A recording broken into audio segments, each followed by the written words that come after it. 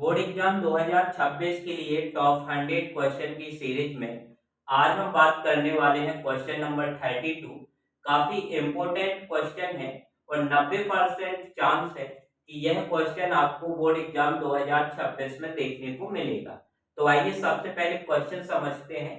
Question है बेटा कि एपी के प्रथम 51 पदों का योग ज्ञात कीजिए। कितने पदों का योग ज्ञात करना है बेटा? 51 पदों का योग ज्ञात करना है, जिसकी दूसरे और तीसरे पद क्रमशः 14 और 18 है। यानी कि दूसरा पद हमें कितना दिया गया है बेटा? 14 और तीसरा पद हमें कितना दिया गया है? 18 दिया गया है। तो सबसे पहले हम यहाँ पे लिखेंगे कि दिया है। क्या दिया गया है बेटा? दिया है दूसरा पद बराबर हमें दिया है बेटा 14। दूसरे पद को हम लिख सकते हैं a2 बराबर 14। अब यदि बेटा a2 को ब्रेक करें तो a2 को हम लिख सकते हैं a1 प्लस d बराबर 14। इसका नाम हो जाएगा समीकरण नंबर 1। क्या हो जाएगा? समीकरण नंबर 1। यहां तक का कॉन्सेप्ट आपका क्लियर होगा। इसके बाद हमें दिया है तीसरा पद। क्या दिया है बेटा? तीसरा पद बराबर 18। तीसरे पद को हम लिख सकते हैं a3 बराबर 18। a3 को अगर हम ब्रेक करेंगे तो a1 प्लस क्या हो जाएगा? 2d बराबर 18। इसे नाम देंगे समीकरण नंबर 2। अब सबसे पहले हमें a1 और d की वैल्यू ज्ञात करना है। d की और a की वैल्यू ज्ञात करने के लिए हमें समीकरण 2 और समीकरण 1 को सॉल्व करना पड़ेगा। उसके लिए हम क्या करेंगे कि समीकरण 2 में से समीकरण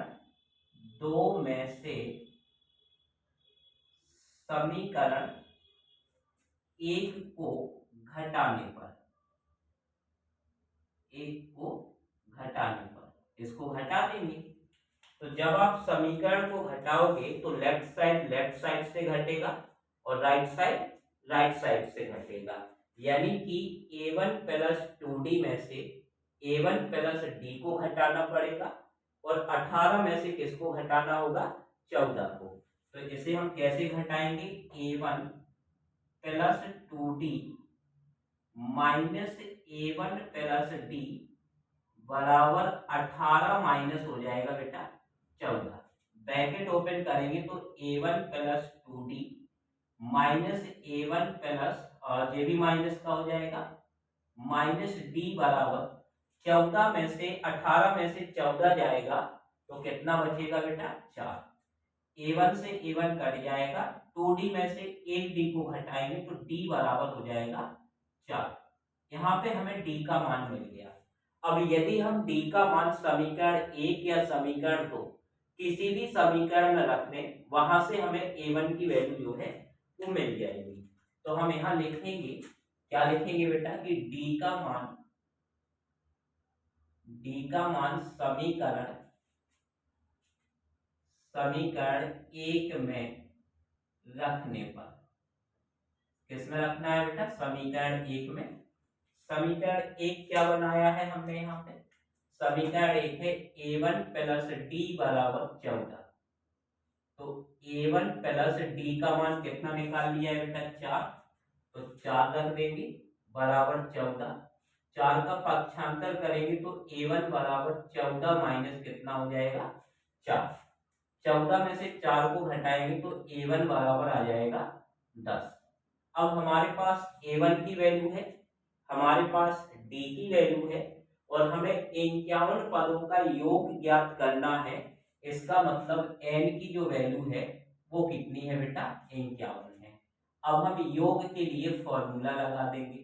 तो आपको याद होना चाहिए कि समांतर श्रेणी का योग ज्ञात करने के लिए फॉर्मूला क्या होता है बेटा? एस एन बराबर n बटे 2 बड़ा bracket 2a plus n minus 1 into D.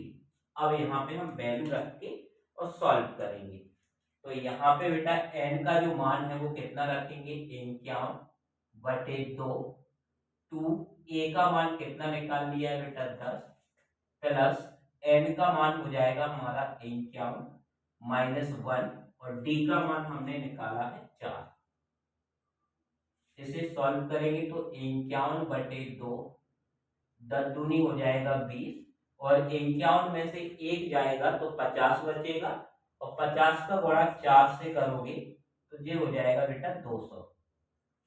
अब यहाँ पे 51/2 और 200 में 20 जोड़ देंगे तो 220 और यहाँ पे 2 से हमने काट दिया तो कितना हो गया हमारा 110, यानी 51 गुणे 110 गुणा कर देंगे तो 0, 11 एकम 11, 1 आ जाएगा कैरी 1, 11 बचे 55 और 1 हो जाएगा हमारा 56, यानी कि 5610। अतः 51 पदों का योग 5610 होगा। कितना होगा? 5610 होगा। इसी प्रकार के इम्पोर्टेंट क्वेश्चन देखने के लिए हमारी वीडियो को लाइक करें, हमारे चैनल को सब्सक्राइब करें और वीडियो को ज्यादा से ज्यादा अपने दोस्तों को शेयर करें। धन्यवाद।